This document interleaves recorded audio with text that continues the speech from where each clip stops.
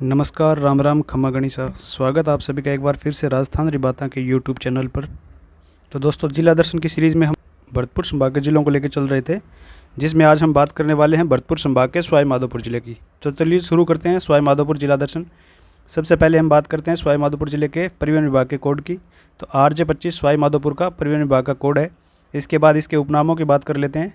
तो सवाई माधोपुर को बागों का घर कहा जाता है और इसको बागों का संसार और बागों की शरण स्थली के नाम से भी जाना जाता है। इसके बाद सवाई माधोपुर जिले की स्थापना, तो इस जिले की स्थापना माधो सिंह प्रथम के द्वारा की गई थी। जयपुर के शासक माधो सिंह प्रथम के नाम पर ही इस जिले का नाम क्या पड़ा, सवाई माधोपुर नाम पड़ा। इसके बाद सवाई माधोपुर की तहसीलें, तो सवाई माधोपुर जिले में कुल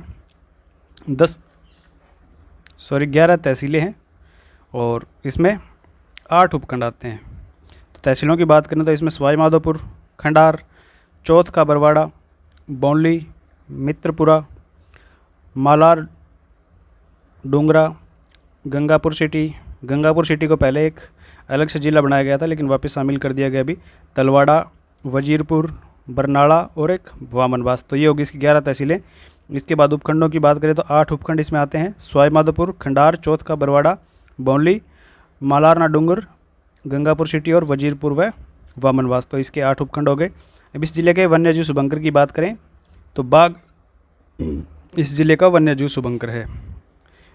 तो ये हो गई इसकी विशेषताएं। अब स्थलीय सीमा की बात करें तो सवाई माधोपुर जिले की सीमा, अंतर्राज्यीय सीमा अपने पड़ोसी राज्य मध्य प्रदेश के साथ साझा होती है और अपने राजस्थान के जिलों में बात करें तो कोटा, बूंदी, टोंक और दौसा, करौली जिलों के साथ ये अपनी स्थलीय सीमा साझा करता है। अब विधानसभा क्षेत्रों की बात की जाए तो सवाई माधोपुर में 4 विधानसभा क्षेत्र आते हैं, जो कि है सवाई माधोपुर, खंडार, बामनवास और गंगापुर सिटी।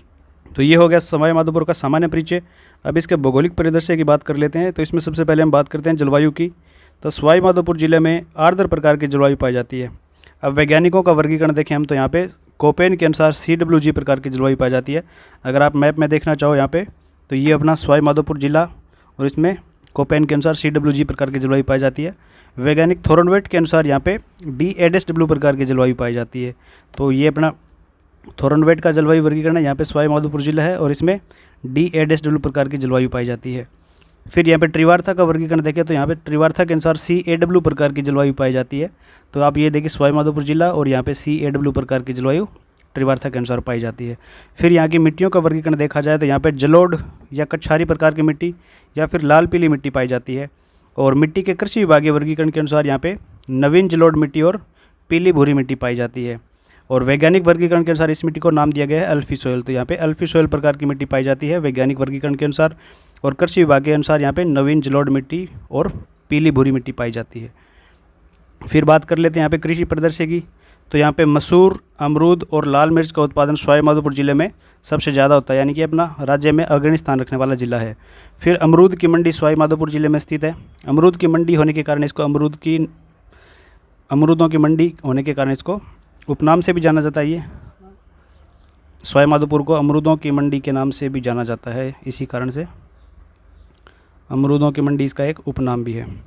फिर राज्य में सर्वाधिक बीएड भूमि वाले जिले धौलपुर और सवाई माधोपुर है। तो बीएड भूमि वाले सर्वाधिक जिले पूछ लिया जाए आपसे तो 2 जिले हैं अपने राजस्थान के, एक धौलपुर हो गया, एक सवाई माधोपुर। फिर फूल का उत्कृष्ट केंद्र सवाई माधोपुर जिले में बनाया गया है। तो फूलों का उत्कृष्ट केंद्र कहाँ पे है, सवाई माधोपुर में। अब इसकी नदियों की बात करें तो सवाई माधोपुर जिले में चंबल, बनास, सीप, मोरेल और पार्वती नदी का बहाव क्षेत्र देखने को मिलता है। और इनमें से जो 3 नदियाँ ये है चंबल, बनास और सीप, इन नदियों का एक त्रिवेणी संगम भी बनता है सवाई माधोपुर के पदरला गांव में।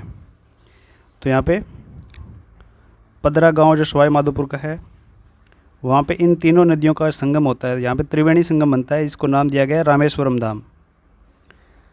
तो रामेश्वर धाम कहाँ है, सवाई माधोपुर में, इन तीनों नदियों के संगम पर है। और यहाँ पे भगवान परशुराम जी का क्या है, तपोस्थली है। ये भगवान परशुराम की तपोस्थली मानी जाती है। और इसके अलावा तो ये परशुराम की नगरी, भगवान परशुराम की तपोस्थली हो गई। और यहाँ पे मेलाओं के कुंभ का आयोजन किया जाता है। फिर इसके बाद बांध परियोजनाओं की बात करें तो सवाई माधोपुर जिले में पीपलदा सिंचाई परियोजना और इसरदा बांध और एक मोरेल बांध बना हुआ है। और ये मोरेल बांध मिट्टी से निर्मित बांध है और ये मोरेल नदी पर बनाया गया है। तो मोरेल बांध कौन सी नदी पे है? मोरेल नदी पे, मोरेल बांध मोरेल नदी पे। फिर इंदिरा लिफ्ट परियोजना का संबंध सवाई माधोपुर और करौली दोनों जिलों से है, पिछली कक्षा में मैंने पढ़ा था। इसके बाद हम बात करते हैं झील और तालाबों की। तो सवाई माधोपुर में एक सीताबाड़ी झील है, एक रामगढ़ झील है यहाँ पे। इसके अलावा तालाब यहाँ पे कौन कौन से? एक तो पदम तालाब है, मलिक तालाब यहाँ पे स्थित है, एक राजबाग तालाब है, एक मानसरोवर तालाब यहाँ पे है, गिलाई झील है यहाँ पे एक, और एक लोहापुर तालाब है। तो ये सारे तालाब और झील हो गए सवाई माधोपुर में। इसके बाद हम आगे बढ़ते हैं और बात करते हैं यहाँ पे वन्य जीव क्षेत्रों की। तो सवाई माधोपुर ज़िले में एक सवाई मानसिंह अभयारण्य स्थित है। इसके अलावा सवाई माधोपुर अभयारण्य यहाँ पे है, राष्ट्रीय चंबल अभयारण्य और रणथंभौर राष्ट्रीय उद्यान का विस्तार सवाई माधोपुर ज़िले में देखने को मिलता है आपको। अब अगर हम बात करें रणथंभौर राष्ट्रीय उद्यान की, तो रणथंभौर राष्ट्रीय उद्यान इसकी स्थापना की गई थी 1955 ईस्वी में, और 1980 में इसको राष्ट्रीय उद्यान का दर्जा दिया गया था। और ये राजस्थान का क्या था? पहला उद्यान था। तो राजस्थान का प्रथम उद्यान का दर्जा मिला सवाई माधोपुर राष्ट्रीय उद्यान को। स्थापना इसकी 1955 में की गई, और इस उद्यान का प्रमुख जीव बाघ है। यहाँ पे काला गरुड़ और लकड़बग्गा जीव भी देखे जा सकते हैं। 1996-97 में यहाँ पे प्रथम इंडियन इको डेवलपमेंट प्रोजेक्ट की स्थापना की गई थी, और यहाँ पे एंटी पोचिंग कार्यक्रम भी चलाया जा रहा है बाघों के संरक्षण के लिए। एक आप याद रख सकते हो, एंटी पोचिंग कार्यक्रम, शिकार वगैरह से बाघों को बचाने के लिए ये कार्यक्रम चलाया जा रहा है। तो इसको नाम दिया गया एंटी पोचिंग कार्यक्रम, टू सेव टाइगर्स। ये प्रोग्राम चलाया जा रहा है। फिर इसके बाद बात करते हैं राष्ट्रीय चंबल अभयारण्य की। तो ये चंबल नदी के समांतर फैला हुआ है, एकमात्र नदी सेंचुरी और अंतर्राज्यीय अभयारण्य है। इसका मुख्य जीव क्या है? घड़ियाल है, इसलिए इसको चंबल घड़ियाल अभयारण्य के नाम से भी जानते हैं हम। फिर इसके बाद बात करते हैं राजस्थान की प्रथम बाघ परियोजना की शुरुआत। तो इसकी शुरुआत की गई थी अपने सवाई माधोपुर राष्ट्रीय उद्यान से 1973-74 में। सवाई माधोपुर का जो राष्ट्रीय उद्यान रणथंभौर राष्ट्रीय उद्यान, यहाँ से इसकी शुरुआत की गई थी। इसके बाद हम बात करें वन संपदा की, तो यहाँ पे सुगंधित घास जिसका नाम है खस घास, सवाई माधोपुर और भरतपुर जिलों में ये घास पाई जाती है। तो खस घास का क्वेश्चन काफ़ी बार पूछा जाता है, तो आप इसका नाम ध्यान में रखना। खस घास कहाँ पे पाई जाती है? सवाई माधोपुर और राजस्थान के भरतपुर जिले और सवाई माधोपुर 2 जिलों में पाई जाती है ये। अब एक नज़र यहाँ के उद्योगों पर डाले जाए तो 1953 में सवाई माधोपुर में जयपुर उद्योग लिमिटेड के नाम से सीमेंट कारखाना स्थापित किया गया। यह कारखाना दक्षिण एशिया का सबसे बड़ा और स्वतंत्रता के बाद राज्य में प्रथम सीमेंट कारखाना माना जाता है। तो राजस्थान में प्रथम सीमेंट कारखाना कौन सा है? जयपुर उद्योग लिमिटेड के द्वारा सवाई माधोपुर में कारखाना स्थापित किया गया है। अपने दक्षिण एशिया का यह सबसे बड़ा कारखाना माना जाता है, और भारत का स्वतंत्रता के बाद ये प्रथम सीमेंट कारखाना है। त्रिशूल छाप सीमेंट का उत्पादन भी सवाई माधोपुर जिले से किया जाता है। फिर खनिजों की बात करें यहाँ पे, तो सीसा जस्ता, चांदी, बेंटोनाइट, चीनी मिट्टी यानी चाइना क्ले, मैग्नीज व चूना पत्थर के भंडार सवाई माधोपुर जिले में देखने को मिलते हैं, जिसमें से सीसा जस्ता के भंडार चौथ का बरवाड़ा सवाई माधोपुर में देखने को मिलते हैं। चांदी का देखा जाए यहाँ पे, तो बरवाड़ा में चांदी के भंडार मिले हैं। बेंटोनाइट के भंडार यहाँ पे राजस्थान में देखे जाएँ तो बाड़मेर, बीकानेर और फिर सवाई माधोपुर जिले में बेंटोनाइट के भंडार देखने को मिलेंगे आपको। बेंटोनाइट का सर्वाधिक भंडार गिरल और हाथों वाली ढाणी बाड़मेर में है। तो ये हमने पढ़ लिया है, बेंटोनाइट के सर्वाधिक कहाँ पे है? गिरल, और एक हाथों वाली ढाणी बाड़मेर के क्षेत्र में आते हैं ये। तो यहाँ पे सर्वाधिक भंडार है बेंटोनाइट का। इसके अलावा सवाई माधोपुर जिले में बेंटोनाइट को आप देख सकते हो। फिर चीनी मिट्टी या चाइना क्ले, यहाँ पे सभी प्रकार की मिट्टियों से सबसे मूल्यवान मिट्टी ये मानी जाती है, चीनी मिट्टी। तो ये वसु रायसीना क्षेत्र है यहाँ पे सवाई माधोपुर जिले का, तो यहाँ पे इसके भंडार मिले हैं। तो वसु रायसीना सवाई माधोपुर में चीनी मिट्टी के भंडार हैं। इसके अलावा बेंटोनाइट, चांदी और सीसा जस्ता, ये सारे यहाँ पे खनिज पाए जाते हैं। अब आगे बात करते हैं इसके कला, संस्कृति और ऐतिहासिक परिदृश्य की। तो सबसे पहले चौथ का बरवाड़ा में स्थित है चौथ माता का मंदिर। तो चौथ माता के मंदिर के नाम से ही चौथ के बरवाड़ा को जाना जाता है। चौथ माता कंजर जाति की कुल देवी मानी जाती है। सुहागिन स्त्रियाँ अपने सुहाग की रक्षा के लिए चौथ का व्रत करती हैं। ये व्रत किस दिन किया जाता है? कार्तिक कृष्ण चतुर्थी को ये व्रत चौथ माता का व्रत किया जाता है। इसके बाद त्रिनेत्र गणेश का मंदिर रणथंभौर दुर्ग में स्थित है। ये मंदिर सवाई माधोपुर के रणथंभौर दुर्ग में गणेश जी का ये प्रसिद्ध मंदिर स्थित है। इस मंदिर में गणेश जी की केवल मुख्य पूजा की जाती है। तो ये आप तस्वीर देख सकते हो, गणेश जी की यहाँ पे केवल मुख्य पूजा की जाती है। और यहाँ पे गणेश चतुर्थी के दिन यानी भाद्रपद शुक्ल चतुर्थी के दिन भारत का सबसे बड़ा प्राचीन गणेश मेला यहाँ पे भरता है। देश भर के श्रद्धालु यहाँ पे अपनी शादी का प्रथम निमंत्रण गणेश जी को भेंट करने के लिए आते हैं। इस मंदिर में अज्ञात जल स्रोत है जिसे गुप्त गंगा के नाम से जाना जाता है। तो गुप्त गंगा जल स्रोत कौन से मंदिर में है? त्रिनेत्र गणेश मंदिर में। इसके बाद गुप्त गंगा में जंवरा भंवरा इमारत भी स्थित है। तो यहाँ पे जंवरा भंवरा इमारत भी पूछी जाती है। कहाँ पे? गणेश मंदिर, त्रिनेत्र गणेश मंदिर सवाई माधोपुर में। इस मंदिर में गणेश जी की त्रिनेत्र मूर्ति विराजमान है। तो 3 नेत्रों वाली मूर्ति होने के कारण इसको क्या नाम दिया गया है? त्रिनेत्र गणेश मंदिर। फिर रणथंभौर दुर्ग की बात करते हैं यहाँ पे। तो इस दुर्ग का निर्माण 8वीं शताब्दी में जगत चौहान या जैन चौहान के द्वारा करवाया गया था। और रणथंभौर दुर्ग की कुंजी कौन से दुर्ग को माना जाता है? तो जैन दुर्ग को रणथंभौर दुर्ग की कुंजी कहा जाता है।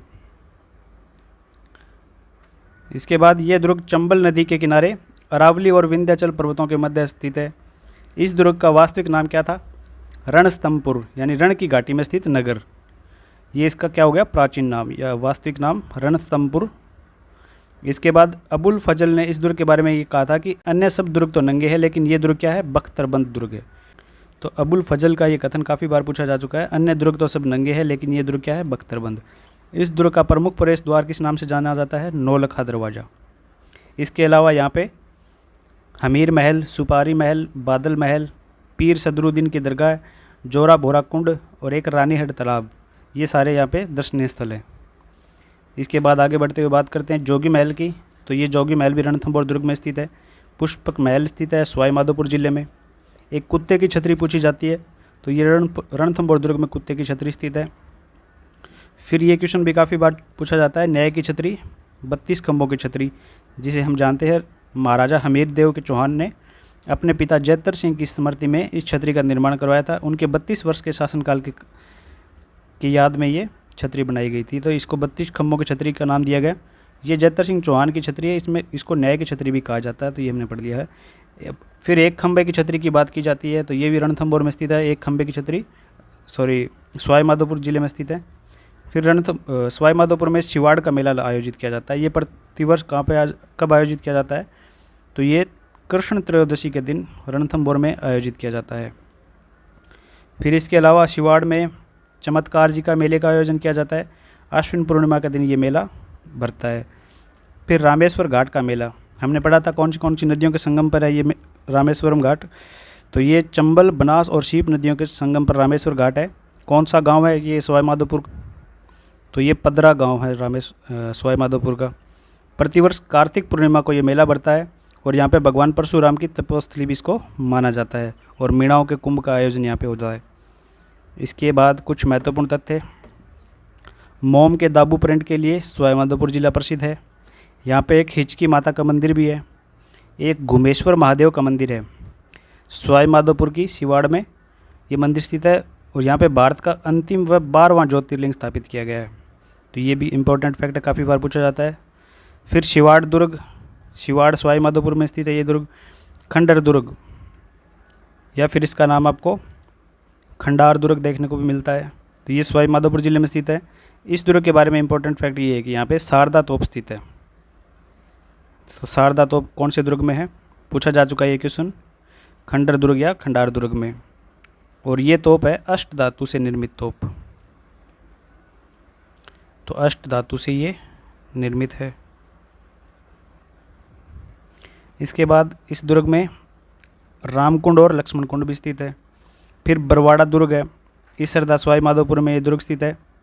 एक बांस टोरडा कस्बा, सवाई माधोपुर जिले का यह कस्बा संगमरमर की मूर्तियों के लिए जाना जाता है। तो संगमरमर की मूर्ति बनाने के लिए प्रसिद्ध कस्बा है सवाई माधोपुर का बांस टोरडा कस्बा। फिर शामोता कस्बा, सवाई माधोपुर जिले में कस्बा मिट्टी के खिलौनों के लिए और मिट्टी के बर्तन बनाने के लिए प्रसिद्ध है। फिर ककोड़ दुर्ग, इस दुर्ग का प्राचीन नाम क्या था? कनकपुरा। इसे वर्तमान में कछुआहों का दुर्ग भी कहा जाता है। तो ये भी सवाई माधोपुर में स्थित है। फिर खीर मोहन एक प्रकार की मिठाई है, गंगापुर सिटी की प्रसिद्ध मिठाई है।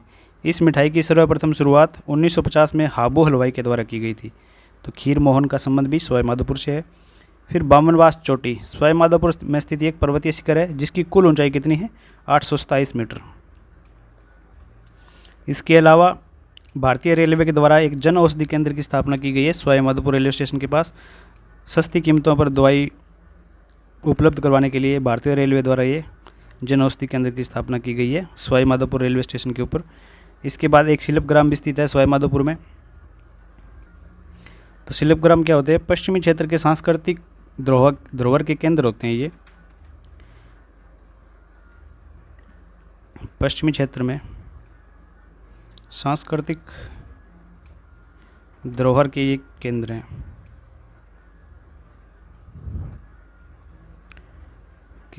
हैं और इनके संरक्षक कौन होते हैं? तो राज्य के राज्यपाल इनके संरक्षक होते हैं। अपने राजस्थान में कहाँ पे है ये? तो इसका मुख्यालय आपसे पूछ लिया जाए तो इसका मुख्यालय अपने बागौर की हवेली है उदयपुर में। तो बागौर की हवेली उदयपुर इसका तो मुख्यालय हो गया। इसके अलावा अपने राजस्थान में एक हवाला ग्राम कहाँ पे? उदयपुर में एक शिल्पग्राम स्थापित किया गया है। इसके बाद एक पालगांव, हमने जोधपुर के समय पढ़ा था, पालगांव में भी एक शिल्पग्राम स्थापित किया गया है जोधपुर में।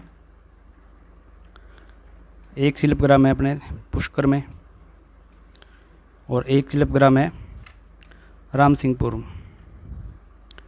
तो रामसिंहपुर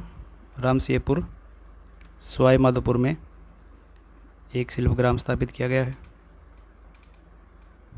सवाई माधोपुर में। इसके अलावा अपने राजस्थान का जो बजट घोषित किया गया 2024-25 का, तो इसमें भी एक शिल्पग्राम बनाने की घोषणा की गई थी। तो वो कौन से स्थान पे की गई?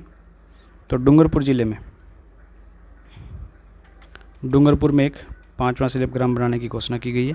तो ये सारे हो गए शिल्पग्राम की बातें। तो ये था अपना सवाई माधोपुर ज़िला। आशा करता हूँ कि सारे फैक्ट हमने चर्चा में ले लिए हैं और ये क्लास आपके लिए हेल्पफुल साबित होगी। अगर ये वीडियो आपको अच्छी लगे तो इसको लाइक करना, चैनल पर नए हो तो सब्सक्राइब कर लेना, क्योंकि सारा कंटेंट जिला दर्शन का आपको यहाँ पे मिलता रहेगा। यहाँ तक वीडियो के अंत तक बने रहने के लिए आपका बहुत बहुत धन्यवाद। मिलते हैं अगली क्लास में अपने जयपुर संभाग के ज़िलों के साथ। तब तक के लिए जय राजस्थान।